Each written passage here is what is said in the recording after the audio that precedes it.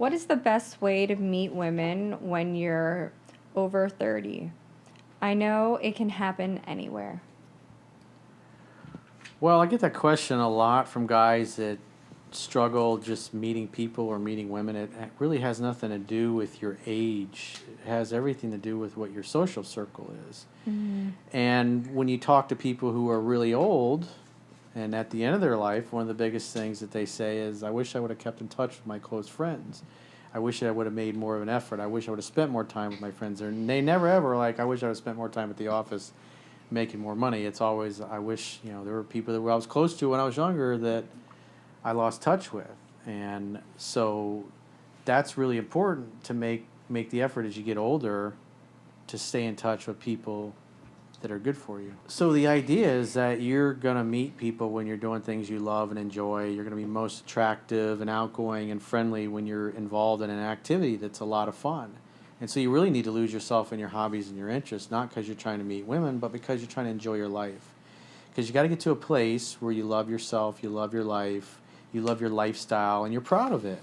Because if you're not proud of your life, if you're not excited, if you don't think it's a great life, you're certainly not going to convince a woman to be excited about your life and want to join your fun bus if the fun bus is broken down and it's nothing but boring and you got nothing going on for you. And so whatever it is you do, if you love being on, around, or near water, then you should join clubs or organizations where you're able to do those kinds of things. Maybe you live on the beach. Maybe you join a yacht club. Maybe you join a beach club.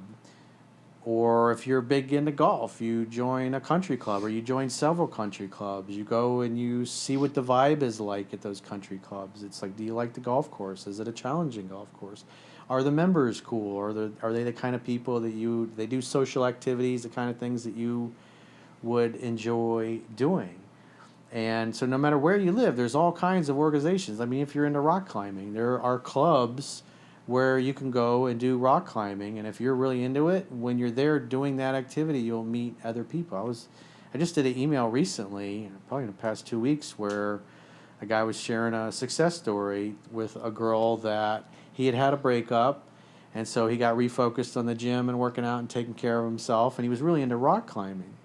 And so he was like, I'm going to go at a different time. I'm not going to go and hang out with the same people I normally rock climb. I'm just going to go to this afternoon session, this random weekend session, just to see who's there. And the very first time going to a different class, a different time, he meets this girl that he really clicks with, and she really liked climbing with him, and he was joking around and teasing her. And she invited him to go and meet her a few days later, just so the two of them could go rock climbing. And then that turned to them going for a hike and then hanging out, and I think having some fun, and later some hooking up started happening. And that guy just changed one thing about his social life. It was an activity that he was already doing, but he was getting more refocused in it. And so he just decided to go at a different time. Something simple like eating at a restaurant. If you always go to the same restaurant every day at the same time, go to the same restaurant at a different time, or go to a different restaurant in a different neighborhood or a different area and try something different. Because people have routines that they go through, and that's what's always neat, is that depending on what day and what time you go somewhere, you meet a completely different group of people than you normally would. And like I said, all he did was alter his routine to just purposely expose himself to other groups of people and social circles. And the very first time he did it, he met a girl that he's now dating through rock climbing. Not because he was going to the bars or the clubs. He was health oriented. He didn't want to go out and party and do those things. And he met a girl that had the same kind of outlook in life. And so when you lose yourself in your hobbies and your interests, along the way you'll meet girls that are into the same things, and you'll meet guys that you can befriend. And maybe the guy that you befriend at the yacht club or the country club or the gym or rock climbing or whatever invites you to his barbecue or to watch a football game, and there's 10, 15 people there, and there's an absolute smoking hot new girl that his wife or girlfriend is working with at the office, and she doesn't know anybody in town, and she's like, oh, come over, we have a lot of friends coming over. I know a lot of single guys I can introduce you to.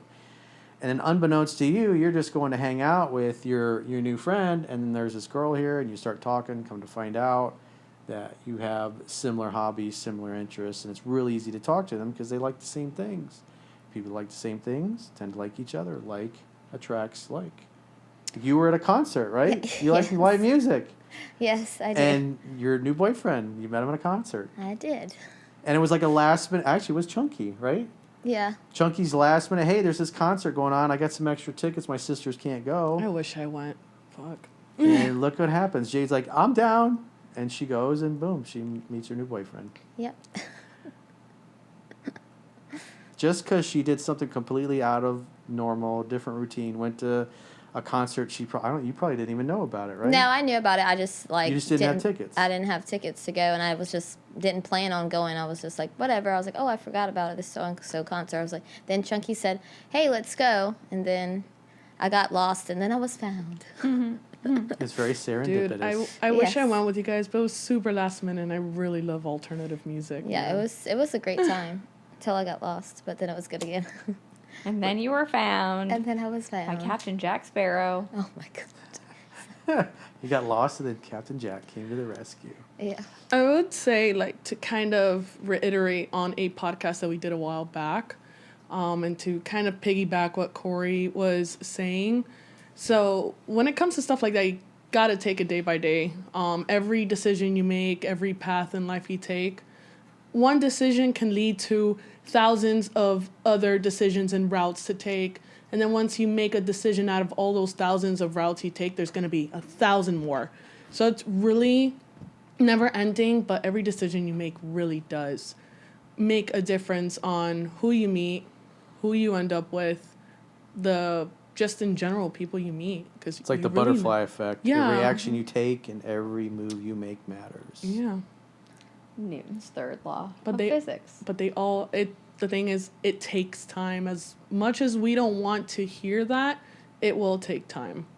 Yeah, Jade wasn't like, oh, I want to go meet a new boyfriend. That She's like, wasn't. I'm going to a concert to have fun. And then poof, she gets Yeah. lost. Yeah. And then Captain Jack Sparrow finds her. He does. It was nice. I turned around and I was like, the hell, like, are you okay? No, I'm not okay. Just lost. I'm a little then you lost were garden okay. now. And then I was okay, yes. She was okay later. Dancing the night away. Literally. Shut up.